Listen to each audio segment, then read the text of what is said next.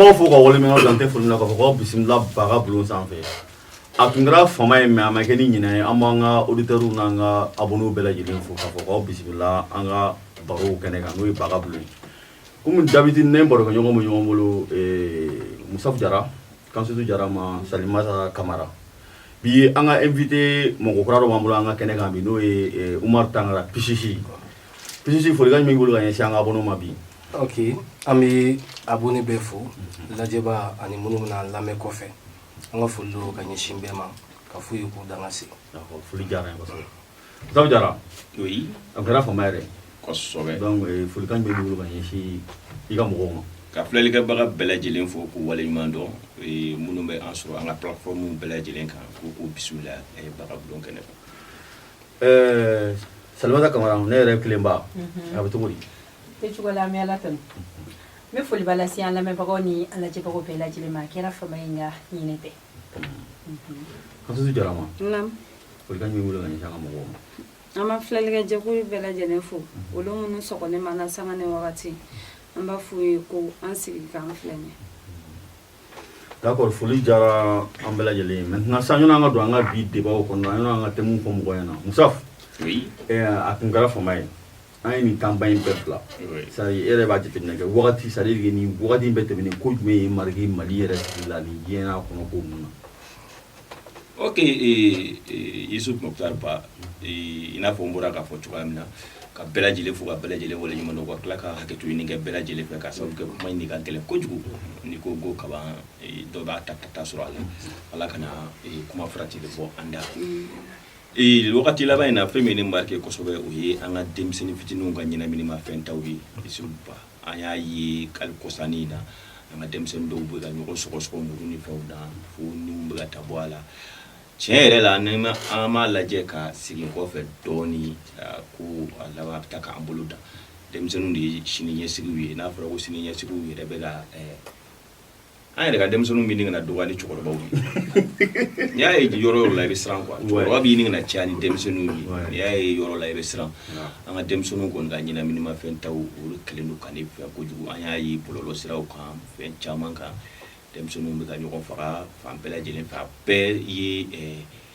murulasogoli ninnu ni u bɛ ɲɛnaminimafɛn minnu ta donc an bɛ welewele da kɛ mansaw nin bɛɛ tɛ se ka to jamana marabagaw ma ni an yɛrɛ ka sokɔnɔna kow ye an bɛɛ lajɛlen ka se k'an jɔ an jɔyɔrɔ la yaasa ni filiwo in bɛ se ka bɔ an da la cogoya min. D'accord ne ba nin wagati laban in kɔnɔna la fɛn jumɛn de ye marqué. Bon wagati laban in na nka kɛrɛnkɛrɛnnenya la semaine yɛrɛ tɛmɛnen na min ye avril kalo tile 10 den fitinin dɔ n'ale si bɛ taga san 6 jate la a ba nana ka bɔ dugu kɔnɔ ka mobili jɔ den donna ba t'a kalama donc bin ni diɲɛ to n'a kɛra san o yɔrɔ de ne marqué kosɛbɛ n bɛ conseil min di denmansaw bɛɛ ma n'i nana ni bolifɛn dɔrɔn avant k'i k'a fɔ k'i b'a wuli yɛrɛ ou bien n'i bɛ bɔ a kɔnɔ i ka jateminɛ kɛ ni denmisɛnnin b'i bolo puisque den tora mobili kɔnɔ k'a daminɛ sɔgɔmada 9h fo 15h i den ɲɛmatuni y'a bɔ dusukasi bɛ ba kan mais ni intervalle kɔnɔ den bɛ se ka ɲɛmatuni n'a mais souvent an ka to ka denmisɛnninw ɲini o fana ka ɲi quoi. Kansutu Jara ok fɛn min ye ne marqué kosɛbɛ o kɛra funteni i n'a fɔ an bɛ wagati min na an bɛ funteni kɔnɔ funteni barika ka bon trop bon maa caman ni tora a la a yirala yɛrɛ an ka jateminɛ kɛbagaw fɛ maa min fatura nin wagati in kɔnɔna la a ka ca dɛ a kɛra an ka hôpitaliw ye o a kɛra kuma dɔw la an yɛrɛ ka yɔrɔ yɛrɛ la morgue bɛ fa f'u bɛ mɔgɔw lasegin ni su ye donc il est temps que an ka to ka jateminɛ kɛ conseil minnu dilen b'an ma an ka siliw ta fanfɛla la sokɔnɔna la an ka jateminɛ kɛ ani an bɛ tɔnɔ courant tɔnɔ énergie deli u fɛnɛ ka hinɛ na halisa yaasa dɔ bɛ se ka bɔ courant tigɛba in na bari maa dɔw bɛ yen nɔ olu tɛ funteni yɛrɛ de supporter maa dɔw yɛrɛ donna don kɛnɛma la fiɲɛ tɛ ci a tɛ ci so kɔnɔ ni courant tigɛ fɛnɛ bɛ ka a ma nɔgɔn voilà. an bɛna kuma Musa fɛ Musa bɛna kuma fɛ. haya. Umar Tangara nin wagati laban in kɔnɔna la fɛn jumɛn de ye marqué. Courant tigɛ. a banna donc an bɛ dugawu kɛ Ala ka courant tigɛ ko in nɔgɔya donc o b'an don an ka bi jamukan kɔnɔna la an ka bi thème tɛ dɔwɛrɛ ye anw y'a ye bɔlɔlɔw sanfɛ ani an ka journaliw sanfɛ k'a fɔ ko an ka parti politigiw ka mouvement fɛn fɛn bɛ yen nɔ k'a bɛɛ suspend na o ko kuma cayalen don Musafu hakilina jumɛn b'e la ni suspension in na isu n b'i fo ka filɛlikɛbaga bɛɛ lajɛlen fo tuguni tiɲɛ yɛrɛ la parti politique ninnu an ka fɛɛrɛ tɔn mɔgɔ ninnu ka nin ko in ne fɛla ko ba tɛ fɛla ko ba tɛ ka da mun kan n yɛrɛ bɛ ka siran fɛn min ye u bɛɛ bɛ ka na don a kɔnɔna la ne y'a jateminɛ an ka jamana ɲɛmɔgɔw kun ko ko sigikafɔ bɛna kɛ bɛɛ lajɛlen ni ɲɔgɔn cɛ e ko sigikafɔ in yɛrɛ hali sɔgɔmada na sa an y'an ye kunnafoni na k'a fɔ ko an ka fɛɛrɛ tɔn kumaba dɔw bɛ yen fila bɛ mun fosi ka bɔ a la donc ne bolo nin kun tɛ a wagati ye hali n'a bɛ kɛ nin kun tɛ a wagati ye ka sabu kɛ ni e ko ko bɛɛ kana jɛ an ka kuma bɛɛ b'u hakilina di halisa n'i ye taasira wɛrɛw don mɔgɔw kɔrɔ tuguni diyagoya fo mɔgɔw ka taa o sira fɛ moi je pense que a sigikafɔ in tɛna an sigilen don ka mun kɔnɔ ne yɛrɛ bolo a tɛna k'o ye quoi ne kɔni tun bolo tiɲɛ yɛrɛ la hali n'a ma ye k'a fɔ ko nin fɛn in tun bɛ kɛ ce n'était pas le moment de fait que a fɔra ko bɛɛ bɛna jɛ ka kuma n'a ma ye bɛɛ bɛ jɛ ka kuma mɛ bɛɛ to bɛɛ k'a ka hakilinaw fɔ ne bolo activité ninnu tɛ problème ba ye Mali ko in na an tigɛlen don o la ani fɛɛrɛ tɔn ninnu an bɛɛ bɛ ɲɔgɔn taasira dɔn fɛɛrɛ dɔw bɛ anw minɛ cogo dɔn an yɛrɛ b'u minɛ cogo dɔn donc activité ninnu an yɛrɛ ka tesɔngɔninw bɛ sɔrɔ a la o tun b'a to yen. Umar Tangara fɛɛrɛ tɔnw suspend na wa kumaw cayara an ka jamana ɲɛmɔgɔ bɛ ka mun de makara n'u y'u ka mouvement suspend bon k'aw di mun ko ten ko n'i ko k'i bɛ kuma k'i bɛ taa kaso la ɲɛna an ka taa kaso la an bɛ fɛɛrɛ sigi an ka kumaw la nin wagati in kɔnɔna na komi bɛɛ lajɛlen hakilina dɔ de bɛ bɛɛ la a fɔlen don jamanadenw ye ko pour que ka bɔ gɛlɛya kɔnɔ ka kɛ aw yɛrɛ ta ye ko fɔ aw ka sɔn gɛlɛya ma o philosophie min bɛ yen donc o de kama activiste caman o farala transition kan a bɛ mɔgɔw kɔnɔ n'an bɔra gɛlɛya in na hɛrɛ de bɛ ɲɛfɛ bon politiciens dun ɲɛ b'a la rupture de bɛ yen anw ni diɲɛ jɛkuluba caman bɛ yen Mali n'u si tɛ ɲɔgɔn kan fɔ bi wari tigɛlen don Mali la courant fɛnɛ parti dɔ fɛ Mali ka courant parti dɔ bɛ bɔ Côte d'Ivoire olu bɛɛ tigɛlen don jamanadenw dun mago de bɛ lafiya la nin waati in na politiciens ye o wulikajɔ de kɛ o ma bɛn transition ma an b'a fɔ ten de o ma bɛn an ka faama ɲɛmɔgɔw ma politiciens nana wulikajɔ wɛrɛ kɛ k'a fɔ k'u bɛna bɔ vraiment jamana tɛ taa ko minnu kɔ k'o ɲɛɲini o ka di jamana ma donc n'o ma transition arranger diyagoya ye politique tɔnw ka fɛn bɛɛ bɛ suspend an t'a fɔ k'a bɛ ka kɛ jamana kama k'a fɔ ko nin ye jamana ko dɔ de ye an t'a fɔ k'a bɛ ka k'o kama mais an bɛ ɲininkali de kɛ fɔlɔ Mali yɛrɛ politique tɔn u nafa jumɛn de bɛ jamana kan parce que politique mana suspend i ka jamana kɔnɔ o ye problème ba de ye fɔlɔ o man ka kɛ quoi parce que an ye jamana démocratique de ye o tɛ se ka kɛ jamana kɔnɔ mais n'i y'a kɛlen an ka politique tɔnw nafa ye mun ye bref an bɛ fɛn dɔ fɔ ɲɔgɔn ye politique tɔn tɛ Mali kɔnɔ yan fɛn dɔ de bɛ yan bɛɛ ni i ka ɲɛmɔgɔ de don i n'a fɔ tɔn quoi a bɛ i n'a fɔ an bɛ secte de la Mali politique tɔn bɛ ten de hali n'o y'a sɔrɔ journaliste an bɛɛ ko k'an dayirimɛ dɔ b'a la ni an taara u ka fɛn dɔ kɛ san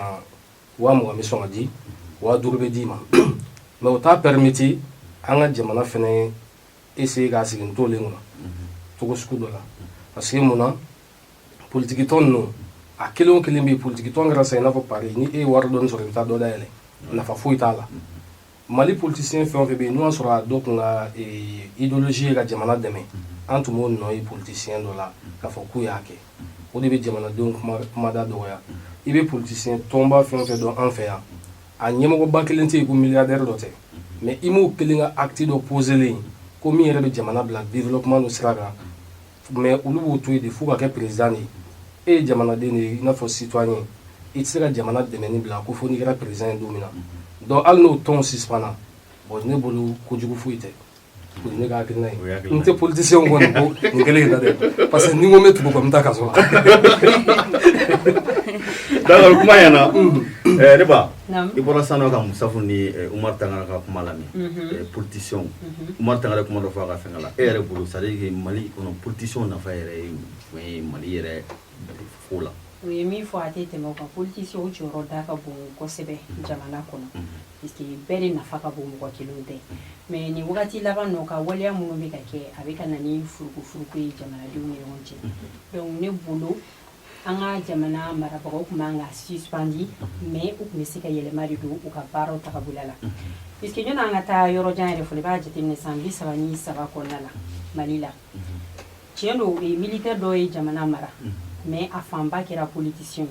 nka k'a ta o wagati la fo ka se sisan ma est ce que caman bɔra gɛlɛya la wa toujours problème de bi donc moi j'aurais voulu que u ka yɛlɛma de don u ka baaraw tagaboloya la n'a y'a sɔrɔ ni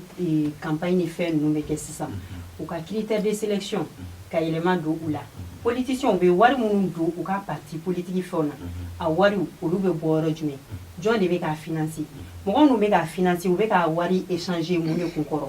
yɛlɛma ka don la nka ni fɛn fitinin o fɛn fitinin kɛra k'a fɔ ka fɛn suspend ne bolo jamana a tɛ mara ni dusu ye nka a bɛ mara ni hakili jagabɔ ye o de ye ne ka hakilina tɛ. n y'a faamu e ko ko a man ka suspend. a man ka suspend mais yɛlɛma bɛ se ka don a la.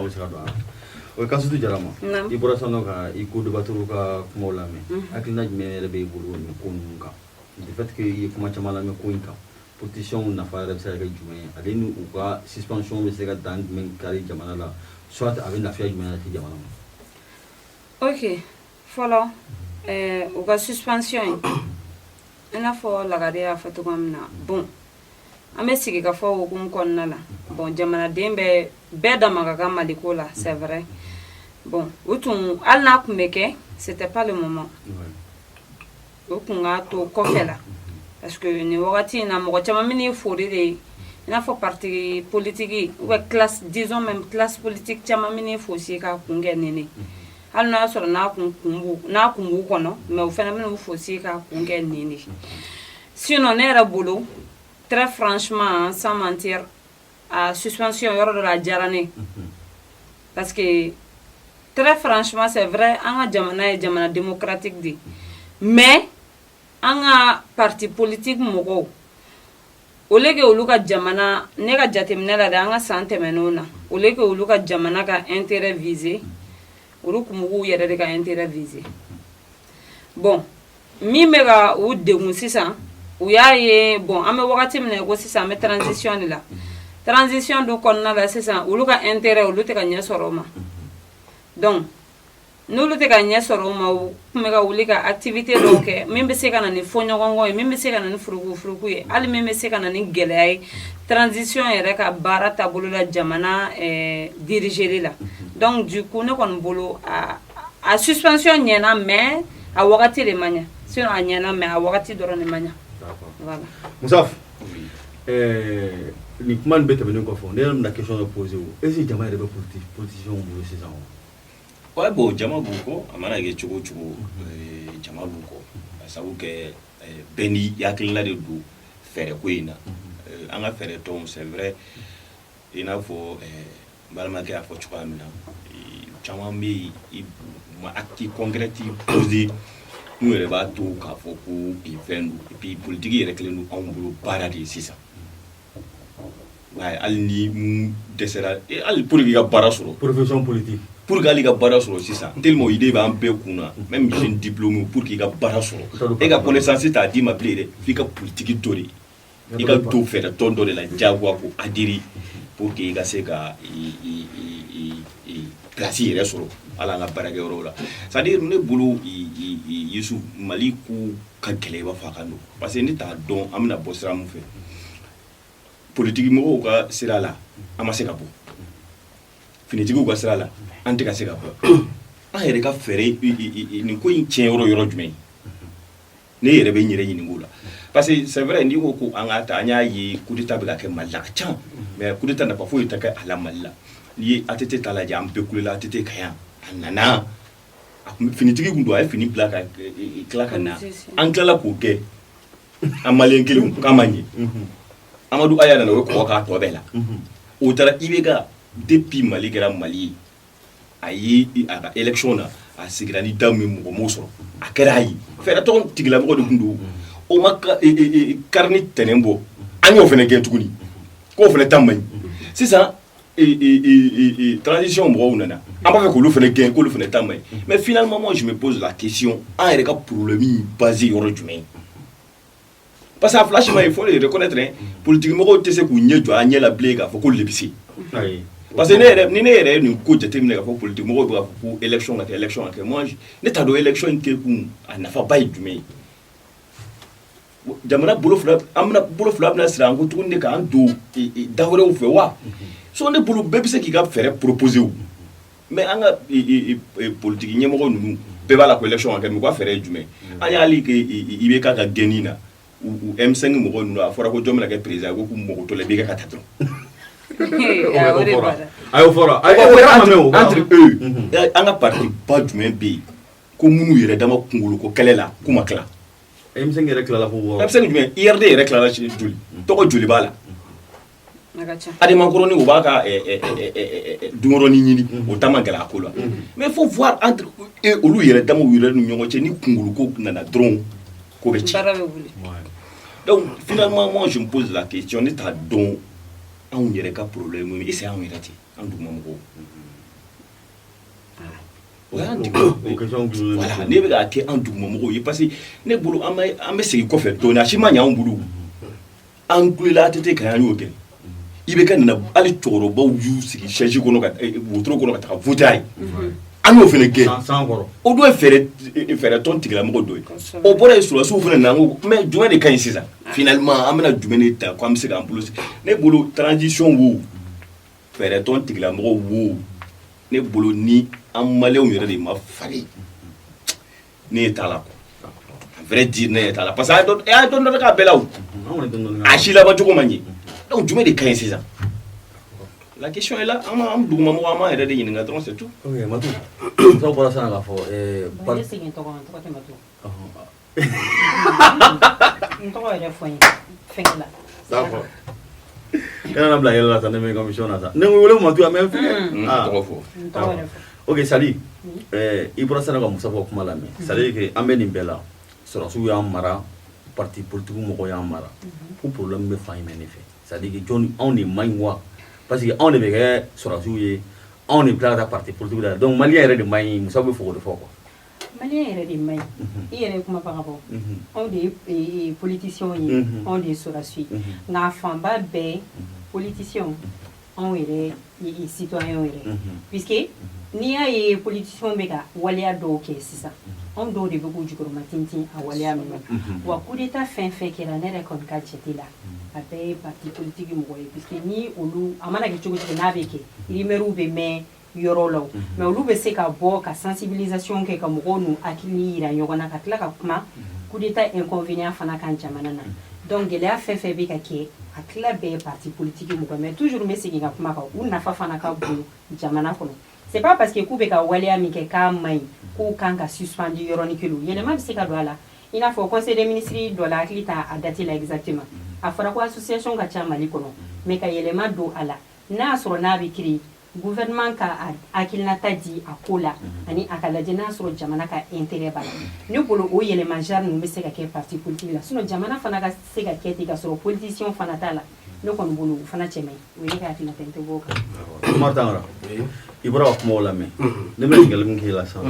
politiciens yɛrɛ ye jɔn ye o bɔlen kɔfɛ an ka Mali politique yɛrɛ sigicogo la an bɛ ka jamana wɛrɛ ladigɛ wa ou bien an ka an ka politique de bɛn an yɛrɛ ma. ok yanni k'o jaabi n bɛ segin an balimakɛ ka kuma ma Mali problème komi ale ko jɔn de don anw yɛrɛ de don Mali b'i n'a fɔ école-so de école-so min na directeur ye photographe wele k'a ka n'a ka écoledenw ka carte d'identité photo ta photographe nana a ko directeur ma ko n bɛ photo ninnu ta 100 mais directeur ye négociation kɛ ko an k'a to 50 la ani photographe bɛnna 50 in de kan ko sini n bɛna i ka photo ta donc directeur fana ye photographe kɔ donnen a bɛ maître wele ko t'a fɔ écoledenw ye ko sini k'u ka na ni 100 ye k'u ka photo bɛna ta écoledenw ale kɛlen k'o fɔ maître ye o fana bɛ taa don classe kɔnɔ k'a fɔ élève ye ko sini k'a ka na ni 150 ye k'aw ka photo bɛna ta écoleden kalabanci ninnu fana bɛ taa so olu bɛ taa f'u ba ye k'a fɔra ko sini k'an ka taa ni 200 ba fana bɛ fa kɔnɔ fa bɛna waati min na a b'a fɔ k'a fɔra k'an ka taa ni ekɔlidenw ka taa sini ni 300 ye k'u ka photo bɛ ta mais maa min ye wari bɔbaga ye o de bɛ gɛlɛya ye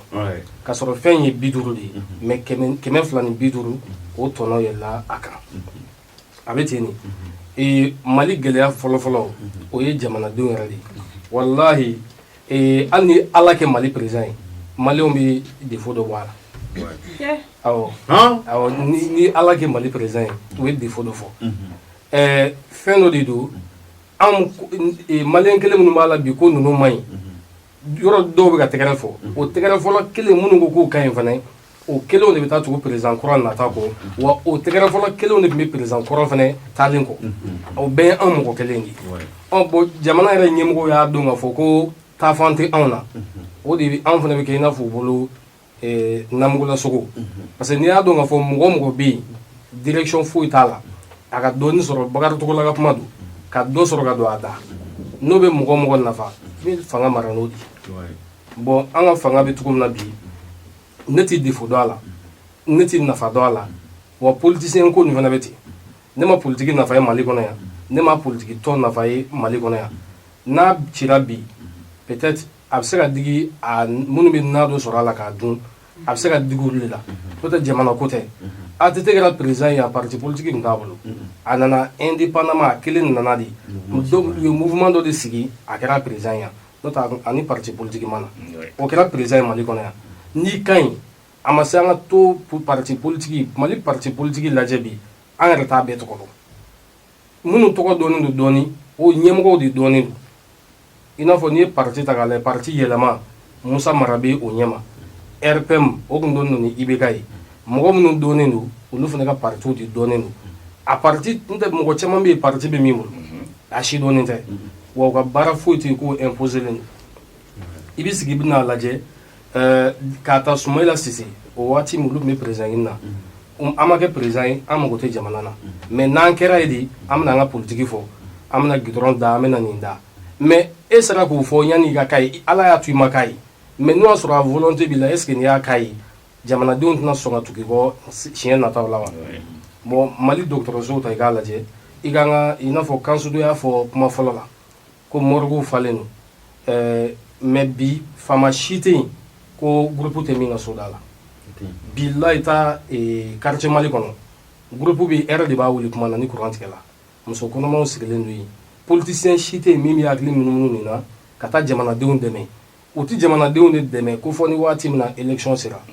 bon anw fana jamanaden kelen an de bɛ t-shirt minɛ 1000 an bɛ taa voter hali sɛ da ka ca bi ni maliyɛn dɔw pere ni élection sera parce que sɛ sugu dɔw bɛ yen olu bɛ san 1000 2000 an ta ye 400 an bɛ taa voter bon politicien ko tɛ anw de don bon i ye ɲininkali min kɛ Mali politicien ka ko la k'a fɔ ko politicien n hakili bɔra i ka question politicien ye jɔn ye politicien anw de bon kana sɔn fana a ka f'i ma ko politique mɔgɔw ni mɔgɔ mɔgɔ bɛ yen n'a kɛra kalabanci ye i b'a ye fɔlɔ burusi kɔnɔ mɔgɔw tun b'a fɔ ko karisa ye politique mɔgɔ ye o kɔrɔ k'o ye kalabanci ye hali sisan a bɛ ten u y'o image de fana yira an na a bɛ mun fɔ a t'o kɛ mais a tɛ mun kɛ a b'o de fɔ donc anw de ye politicien ye n'an min ka fɛɛrɛ tigɛli bonyana an bɛ kɛ politicien ye an b'an ka baara k'o kɔnɔ bon an dɔw yɛrɛ métier bila pewu an ye politicien de politicien tɛ métier yɛrɛ politicien de i bɛ baara kɛ i b'i ka baara kɛ ka jamana nafa jamanadenw bɛ se ka danaya da i kan ni politique sira de ye parce que e tɛ se ka kɛ président ye f'i ka na politique sira de kan i tɛ kɛ maire ye f'i ka na a kan ni o yɔrɔ dun tɛ ne tɛ nafa foyi la ko n ye politicien ye quoi an yɛrɛ de politicien ye nka ne t'a la quoi. D'accord. Sisan ko politique kɛcogo politique kɛcogo an ka jamana kan o de ratera wa parce que i b'a dɔn diɲɛlatigɛ la n'i ye diɲɛ ta k'a lajɛ bɛɛ n'i ka c'est à dire que diɲɛmɔgɔ bɛɛ jamana fɛn fɛn développelenba don bɛɛ kɛ bɛ k'i ka politique adapté i ka jamana ka culture la an o de ja wa ou anw t'an ye ko wɛrɛ de. éducation de jɛra an fɛ yen o de ye politique tiɲɛ. éducation de politique tiɲɛ wa. éducation de politique tiɲɛ. fɔlɔ tile dɔw tɛmɛna yanni bi cɛ o a fɔra ko moro tile la suyɛni kun ti kɛ entreprise si tɛ yen ko suyɛni kun bɛ kɛ yen parce que o waati la laadiriya de tun bɛ yen a ka fɔ k'i fa minɛla nin na i fa ti sɔn o ma fiyewu bon o nana bɔ yen olu tile tununnen ka na musa nana musa ka waati jagoya fanga de tun bɛ yen i kun ti sɔn fiyewu i ka ye yuruguyurugu la i bɛ faga démocratie nana ko bɛɛ jɛ fanga a kɛra bɛɛ jɛ ko ye wa a kɛra bɛɛ sago ko ye donc liberté d'expression i bɛ miliyari suɲɛ k'i sigi i bɛ démocratie jamana de kɔnɔ i tɛ siran maa si ye éducation na permettre i b'a ye bi cɛkɔrɔbaw de b'u sigi ka denmisɛnninw lajɛ ko a bi denw ka sɔrɔ denw ni fana kan k'u ɲininka ko a bi cɛkɔrɔbaw parce que aw parents sera ka aw éduquer aw de sera bi denw ka éducation na éducation ni politique de politique yɛrɛ ye éducation de i bɛ min ye k'a bɛna a ka jamana mara ka ɲa i bɛ taa ka so la i bɛ taa sɔrɔ a éduquelen de don a bɔra du fɛngɛni kɔnɔ mais dɔw ko k'o tɛ bi ta in na i n'a fɔ Milimo y'a fɔ cogo min na k'o tɛ bi ta la éducation tɛ dɛ suyɛni filɛ bi an yɛrɛ ka du caman bɛ yen ni ne kɛra président ye walima e kɛra ye walima Kansutu kɛra ye walima n balimamuso kɛra ye n'a ye hali bi a ka so ye tɔliso ye a fɔ ko dangaden de don ni mobili t'a bolo an b'a fɔ k'i dangaden don an minnu y'a teri ye an minnu ye fɛngɛ ye anw tɛ jamana ka fɛn lajɛ bilen a k'a ka so jɔ k'o kɛ étage ye ka an yɛrɛ bolola sɔn walima ka an don baaraw la k'an denw don o ye problème ba ye a kɛra sababu ye hali an ka kɛnɛyaso Mali kɔnɔ bi ni bana dɔ y'i minɛ i bɛ sa ka sababu kɛ an den minnu bɛ yen parce que a bɛɛ bɛ na ni éducation sira ye an den minnu bɛ yen n'u ma DEF sɔrɔ n'u ma bac sɔrɔ an kan k'olu bila ko wɛrɛ la an man ka to n'u ye santé la wa Mali santé falen don DEF jɛlaw ni o fɛngɛw de la mais u ɲinɛna k'a fɔ ko santé yɛrɛ ye priorité de min ka gɛlɛn ni jamana ko bɛɛ ye mais an ka éducation m'an permettre an ka o tigi écarter a bɛ bɔ an fɛ yen politicien bɛ bɔ an fɛ yen an yɛrɛ fana ye politicien ye mais ni an yɛrɛ ko k'an bɛ a fu siri ko o ko dan na an bɛ se mais tant que malien ma décider k'a jogo falen politicien ko tɛ président ko tɛ militaire ko tɛ foyi tɛ Mali ko ye an yɛrɛ jogo de ye an b'o de bila. Kansutu pour que ka nin yɔrɔnin kun cɛ an ka taa an ka thème filanan na mara de ye an ka jamana in jɛ ka politique kɛ tan tɔ wa ou bien mun de don. Bon Fichichi a fɔ cogo min mara y'an jɛ dɔɔni bari ni e ma se ka i ka denbaya mara est ce que e bɛna se ka jamana mara wa ou soit e bɛna se ka mara ko kuma fɔ jamana kɔnɔna la parce que bi bi in na an denmansaw lagare yɛrɛ bɛ to ka kuma in fɔ et pourtant c'est vrai de i n'a fɔ anw bidenw de kɛra c'est comme si anw bi wala bi mansaw ye quoi e ma faamuya et puis anw de bɛ den wolo ka tila ka sira ɲɛ ka tiɲɛ fɔ ye ni den i ɲɛ kun dɔrɔn lagare sabali sa e y'a fɔ cogo ma kɛ ten ou sira ou somanɛ an b'o fɛngɛ ninnu kɛ bon ni e ye den wolo e yɛrɛ siranna ka taabolo ɲuman don a kɔrɔ alors que e mansaw ye taabolo ɲuman don e kɔrɔ comment peut-il que e bɛ se o bɛ na kɛ i n'a fɔ ɲɛmɔgɔ ye aw b'aw sigi tuguni k'a fɔ k'o ka se ko ka a tɔgɔ bɔra n kɔnɔ se ka hadamadenw mara ni laadiriya o tɛ se ka kɛ o maaninfin i ma fɛn o fɛn sɔrɔ so i tɛna se ka n'o waleya kɛnɛma mais kuma dɔ fɛnɛ bɛ mɔgɔw da u b'a fɔ ko i n'a fɔ sokɔnɔna mara ko dɔw bɛ yen nɔ u bɛ mara so kɔnɔ mais n'u bɔra kɛnɛma k'u bɛ jogo wɛrɛ ta moi je ne suis pas d'accord o tɛ se ka kɛ o e fa ni e ba tɛ se k'e mara so kɔnɔ ko n'e bɔra kɛnɛma k'i b'a kɛ hali ni saraka y'i bila bari n'i y'a kɔrɔbɔ e fa ɲɛ tɛ yen mais i fa a bɛ se ka kɛ i fa terikɛ dɔ ɲɛ bɛ yen walima i fa filan dɔ ɲɛ bɛ yen hali n'i m'a to yen dɔ wɛrɛ kama i b'a to yen o fa filanw kama voilà o de ye ne ka hakilina ne bolo éducation de ratera. D'accord an b'a ladɔnniya k'a fɔ k'aw bɛ baga bulon de sanfɛ baga bulon ye jamu kɛ mun bɛ to ka tɛmɛ Mifa production ni ONU TV sanfɛla la an b'an ka baga bulonba in kɔnɔna la bi an bɛna don an ka thème filanan kɔnɔna la an ka imamu n'o ye Mamu Diko ye a bɔra ka laseli dɔw kɛ nin y'a laseli ko sabanan ye aw yɛrɛ hakilinata ye jumɛn ye a la an b'a daminɛ Musa Imamu Diko ka sortie e ye mun de jateminɛ a la. Ayiwa bisimila ala k'an bɛɛ sababu Isuf i y'a fɔ cogoya min na imamu kɔnida ni bɔli tiɲɛ yɛrɛ la ne yɛrɛ moi personnellement ne ye a ka intervention lamɛn ka taa ka segin tiɲɛ yɛrɛ la ni jigila misɛnyara dɔɔni réalité ouais parce que i b'a dɔn imam ɲinɛna fɛn dɔ kɔ jama ɲɛmɔgɔya la o de bɛ k'ale yɛrɛ sɔrɔ sisan c'est-à-dire i b'a fɔ an ka kuma tɛmɛlen an y'a fɔ ko Mali anw dugumamɔgɔw ma ɲi c'est-à-dire n'i kunkolo bɔra sanfɛ dɔrɔn maliyɛn b'i sɔgɔbɛ quoi awɔ i ka to sinon wagati tɛmɛna n'i y'a ye hali fanga in binna imam de tun don mais a bɔra imamuya minɛn kɔnɔ dɔɔni a nana minɛn wɛrɛ kɔnɔ u y'a sɔgɔ n'i nɔgɔlen dɔrɔn maliyɛn b'i sɔgɔbɛ donc i yɛrɛ b'a dɔn k'a fɔ ko jaa e yɛrɛ ye jama fara ɲɔgɔn kan ka mun bin dɛ o kun jogo tɛ o i yɛrɛ mɔgɔw fara ɲɔgɔn kan mun bin jaa réalité o kun jogo tɛ parce que imam yɛrɛ b'a yɛrɛ ɲininka sisan ale yɛrɛ mun kɛ maliyɛnw na il se pose la question a ka bɔ o bɔ i b'a sɔrɔ a ye mun kɛ bɔ a la fo bɔ a n'a dimi sara o dimi de bɛ imam fɛnɛ la sisan il se pose la question n ye mun de kɛ maliyɛnw na k'a sɔrɔ a ma fɛn kɛ an bɛ taa tɔni o imam kuma nin i mɛnna Mali kɔnɔ i mɛnna arbitriya la ka fangaw caman fɛ mais i kun ɲinɛna nin yɔrɔnin in kɔ an bɛ ka yira fɔ an ye maliyɛnw na n'i b'a fɛ ka taa sanfɛ an bɛ sɔgɔbɛ de donc finalement fo imam yɛrɛ bɛ bɔ a réalité imam yɛrɛ sisan a seginna coup d'état in cogoya yɛrɛ kan a ye mɔgɔ dɔw yɛrɛ indexé k'u ta u tɔgɔ ma k'a fɔ olu ye coup d'état kɛ parce que ale taara IBK fɛ yen ale ni IBK fɔra ɲɔgɔn na fo 1h du matin o tigi de taara ale nɔfɛ o tigi de y'ale bila kɔfɛ o tigi y'ale wele ale ni o tigi ye kuma min fɔ ale tɛna nin fɔ mais o dugusɛjɛ coup d'état kɛra donc a tila k'a fɔ ka d'a kan ko o karisa in de coup d'état kɛ ouais n'i donna bɔlɔlɔw kan sisan i b'a ye i b'a lajɛ donc finalement ne yɛrɛ ko n'i ye kɔni ne bila imam yɛrɛ place la tiɲɛ yɛrɛ la imam janfara politique mɔgɔw y'a janfa a yɛrɛ y'o fɔ u y'a manipulé et puis imam yɛrɛ kun bolo tiɲɛ yɛrɛ la ale kun ka kan ni président ya di parce que ale ye mɔgɔw dɛmɛ ka kɛlɛ kɛ ale bɔra ka déclaration kɛ ko bon sisan kɛlɛ jiginna so ale bɛ don misiri kɔnɔ mɔgɔ ma tugu ale k'a fɔ ko imam ni misiri kɔnɔna man kan bilen na ɲɛfɛ ouais mais ne bolo dɛ moi perso ça n'engage que moi hein moi personnellement ne ka jate bi ka kɛ imam talaw de ye quoi c'est-à-dire imam bolo imam tun bɛ nin bɛɛ kɛ mais a ma maliyɛnw dɔn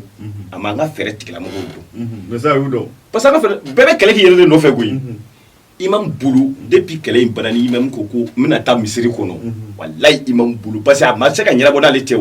imam bolo fɛɛrɛ tigilamɔgɔw ninnu fara ɲɔgɔn kan ayi imam e ka to an ɲɛfɛ an b'e kɛ président ye bon imam y'a ye ale kɛlɛ ka déclaration kɛ k'ale bɛ taa misiri kɔnɔ ko ka se ni ɲuman ye ka fiɲɛ k'i yɛlɛ so an proposé an ka kɛ ministre ye an proposé an ka kɛ nin bɛɛ ko a yɛrɛ o de fɔ mɔgɔ si tɛ k'ale yɛrɛ proposé ale ka kɛ fɛn dɔ donc tu as dit a b'a fɔ n'i bɛ mɔgɔw kungo fɔ bɛɛ ka fɔ karisa bɛ tiɲɛ fɔ dɛ karisa bɛ mɔgɔ i mana ko kɛ karisa b'a kɛ dɛ i b'a dɔn i bɛ mɛn fili kɔnɔ parce que tellement mɔgɔw ye bila niveau dɔ la olu yɛrɛ bolo yɛrɛ tɛna fili a ka gɛlɛn mɔgɔ min b'a f'i ye karisa i bɛ ka nin mun kɛ fili don dɛ parce que bɛɛ ko karisa problème solution b'a bolo fɛn bɛɛ la i mana i ka fɛn fɔ a ye donc finalement e yɛrɛ en personne e bɛ to dibi kɔnɔ ne bolo de bɛ ka imam sɔrɔ parce que imam ka déclaration ninnu tiɲɛ yɛrɛ la moi je vois pas l'importance n'i tɛ nafa bala la e b'a fɔ Umaru y'a fɔ cogoya min na c'est à dire anw bɛ jamana yɛrɛ dɛmɛli to yen fo an yɛrɛ wagati dɔ sɔrɔ sinon imam ninnu bɛɛ bɛ se ka jamana dɛmɛ o relation bɛ mɔgɔ min na fo président kuturuw b'i wele ka taa fɛnw n'a ye n'i taara k'a fɔ au moins an ka quartier nin dɔ bɛ yan jiko b'i na n'u faga a ye na forage nin dɔ sen yen hali n'i ko ko ara bɛɛ i hakili bɛ to olu hakili bɛ to i la dɛ ale n'a ɲɔgɔnna caman c'est à dire ne yɛrɛ dina Umaru ka kuma min yɛrɛ ne tigɛ yɛrɛ ko n bɛna mun fara n ka dɔnniya kan o ye a réalité an ka fɛɛrɛ tigilamɔgɔw tɛ dɛ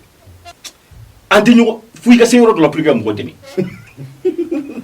a bɛ ni misirimaga bila a yɛrɛ ma a tɛ saraka bɔ mɔgɔ mɔgɔ bɛ delili kɛ n'i y'o bila ko ka saraka bɔ o yɛrɛ bolo ale saraka bɔ man kan an ta fɛnɛ kelen don o de e b'a ye ba la an ka démocratie n'i y'a ye ko démocratie tiɲɛna dɛ a kɛra tan démocratie ma tun t'anw fɛ yan an y'a kalan ekɔli la Sunjata tun ye démocratie kɛ vie de tun don bɛɛ bɛ ka vie ka harmonie na mɔgɔ si tɛ se mɔgɔ ma démocratie tun b'an fɛ yan a ɲuman mais mun y'an ka démocratie tiɲɛ sisan parce que an ta ye tara ka bɔ yen ka na ni tubabuw ta ye nata yɛrɛ tɛ fɛn bɛ sɔrɔ a la tout pour moi rien pour les autres donc ne bolo imam kɔni ka bɔli tiɲɛ la n'i y'a dan ne yɛrɛ kelen kelen ma moi je dirais que sani imam ka taa mɔgɔ wɛrɛw jalaki dɛ ani minnu jɛra ka kɛlɛ kɛ et puis k'a fɔ ko diinɛ ko ni fɛn ninnu bɛ olu don a kɔnɔna la ne bolo nafaba t'o la tiɲɛ yɛrɛ la imam ka bɔli a kan ka dɔɔni bɔ bɔli in na a kan ka dɔɔni bɔ a la a kan k'i miiri k'a fɔ ani minnu jɛra ka kɛlɛ kɛ ɲɔgɔn fɛ nin ye an ka fɛɛrɛ tigilamɔgɔw tacogoya de ye quoi ale tɛ dɛ olu yɛrɛ bɛɛ ni mɔgɔ bɛ wagati na u bi n'i y'a ye hali M5 mɔgɔw ka kɔsani na kɛlɛ Choguel ko u bɛ bɔ u b'u sigi an maliyɛnw de ɲɛkɔrɔ karisa kun ye sonyɛli kɛ ni ninnu o place la ministériya la a fɔra n k'o ka fɛn sɛgɛsɛgɛ n y'o to yen an b'o lamɛn an yɛrɛ bɛ tila k'olu partager c'est une insulte pour nous. D'accord a faamuna ne ba Imam Dicko ka bɔli i y'a vidéo lajɛ kɔni. Ma vidéo ye nka n ye yɔrɔ fitinin de sɛbɛnnen y'a kan nka n ye min sɛbɛnnen n bɛ se k'a fɔ peut-être kuma in fɔli a ma ɲa a bɛ se ka tanga bɔ a kan en même temps a ka to k'a janto a ka kuma fɔtaw la puisque a bɛ alimamiya place de la il faut pas que n'o tora k'a fɔ diinɛ ɲɛmɔgɔ dɔw ye olu tɛ sɔn o b'a fɔ ko diinɛ ɲɛmɔgɔ fana ni politiki fana ka kan non o tɛ bɛɛ n'i ka dɔnfɛn de don mais a ka to a ka alimamiya cadre kɔnɔ surtout kuma min ye choqué a ka kuma la n ye min yɛrɛ ye kosɛbɛ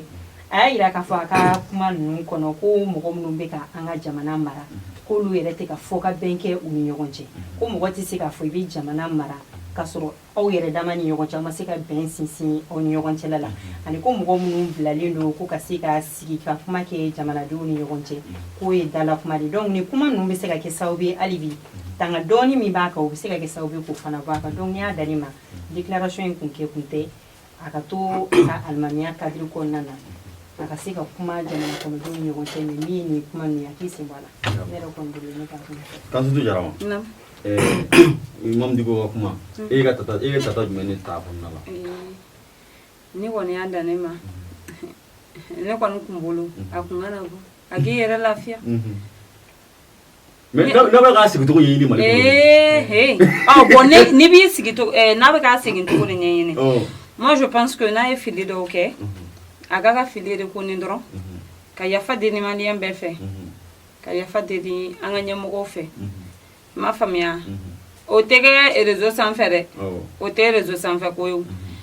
ni bi c'est comme si ni b'i yɛrɛ jalaki Mali bɛ réseau sanfɛ sisan ne awɔ ne ma ban koyi ne ko n'a b'a fɛ k'a yɛrɛ kun jalaki maanifin ne bolo dɛ o ye ne ka hakilinata ye n'i b'a fɛ k'i yɛrɛ jalaki ne ye ko dɔ k'e la ni ne ma ɲɛ ko ne bɛ n yɛrɛ jalaki e yɔrɔ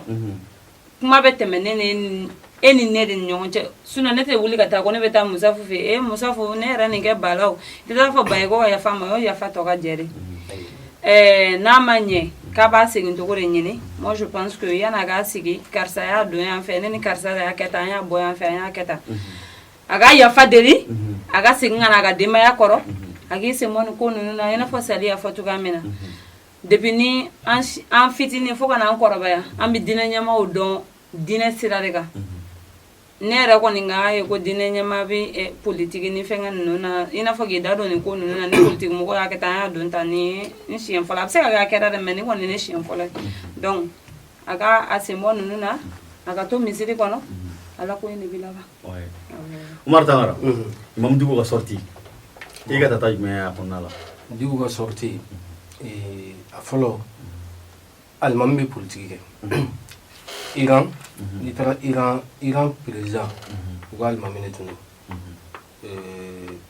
u ye politiki min kɛ mais u ye politiki ɲuman de kɛ jamana ka hɛrɛ bɛ min na mais Dicko ka bɔli ne ti a ka bɔli contre la mais ne bɛ fɛn dɔ de ye bɔli in kɔnɔna na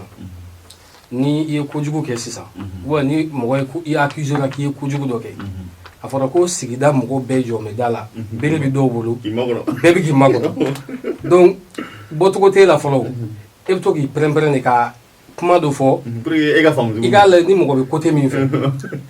n'i y'o faamuya trajectoire dɔn sisan i kan ka taa min fɛ i b'o dɔn Dicko mɔgɔ bɛ teri de la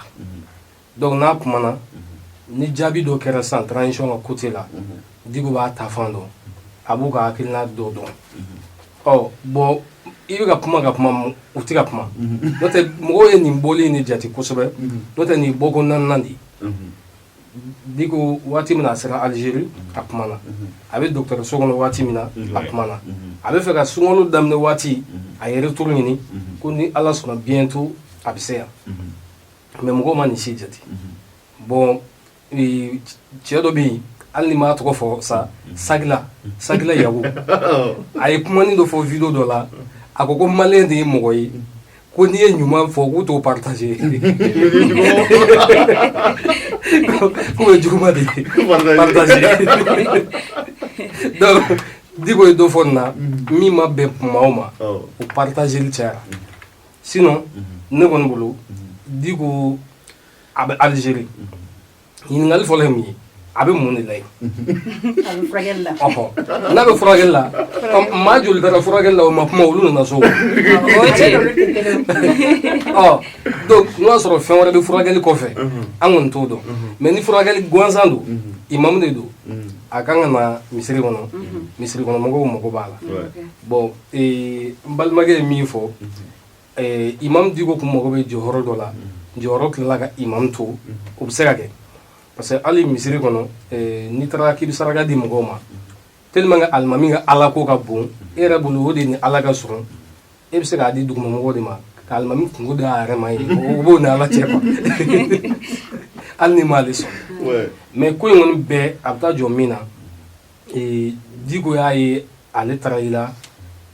ani minnu jɛra ka coup d'état kɛ hali ni bi ni Diko bɛ n'i yɛrɛ bɔ coup d'état la mais ale ye acteur ba de ye i bɛ ka binni na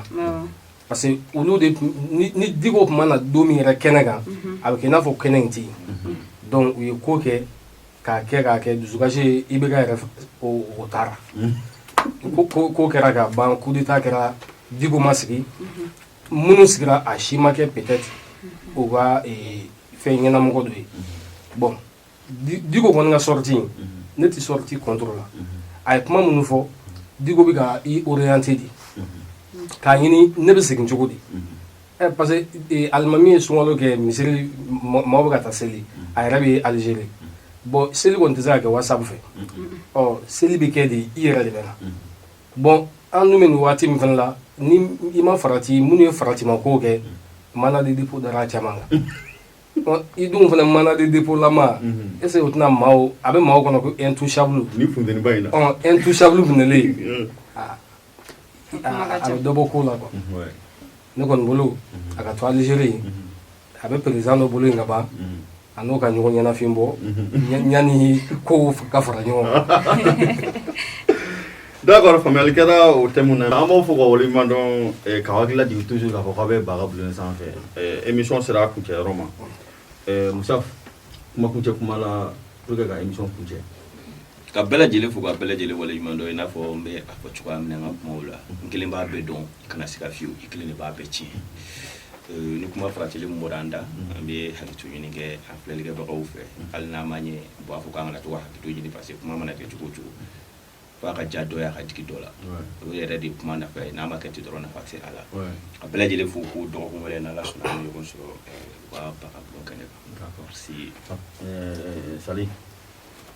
an bɛ foli lase bɛɛ ma u ka lajɛli la hali bi an bɛ min fɔ dɔrɔn bɛɛ k'i ka kuma fɔta ka jateminɛ kɛ o la n'o kɛra o bɛ kɛ sababu ye i bɛ kisi fɛn caman ma donc ka dugawu donba kɛ hali bi an ka jamana ye Ala k'a basigi Ala k'a fɛnɛ ɲuman d'an bɛɛ ayiwa an b'an filɛlikɛjɛkulu fo halisa olu minnu b'an filɛ sanga ni wagati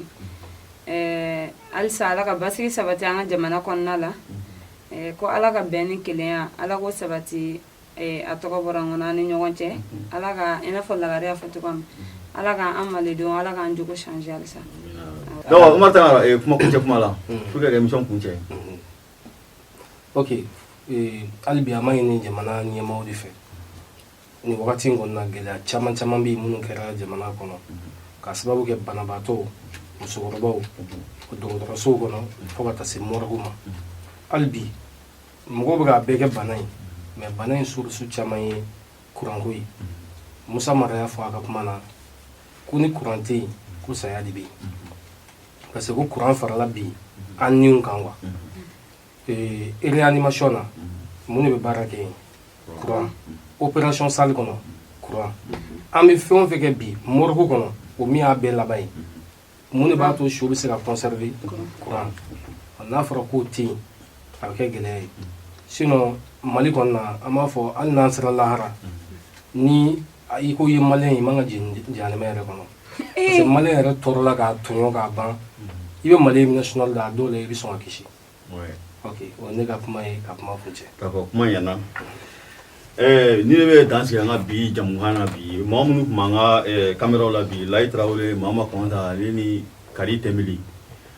an bɛ foli di u bɛɛ lajɛlen ma k'a fɔ ko ni baara maa minnu tun b'an wele bi Musafu Jara Kansutu Jarama Salimata Kamara ani Umar Tangara olu de tun y'an ka mɔgɔ welelenw ye bi pour que an bɛ se ka débat in kɛ cogo min na donc an b'aw fɔ a ye k'a fɔ ko aw k'an bɛn diɲɛ waati wɛrɛ inchallah